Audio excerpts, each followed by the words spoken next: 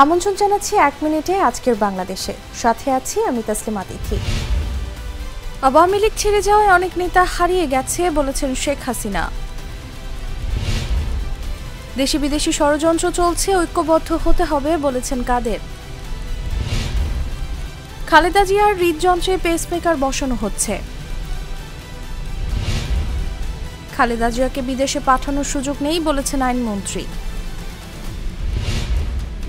সেনাপ্রধানের দায়িত্ব নিলেন ওয়াকারুজ্জামান। এনবিআরের পদ থেকে সরানো হল মতিউরকে। বন্যা পরিস্থিতির উন্নতি, খুলে দেওয়া হলো টাঙ্গুয়ার হাওর সহ সুনামগঞ্জের সব পর্যটন কেন্দ্র।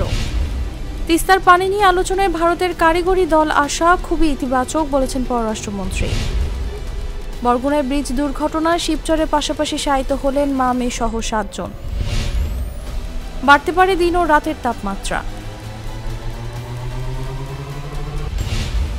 এখানেই শেষ করছি ১ মিনিটের আজকের বাংলাদেশ। ধন্যবাদ সবাইকে।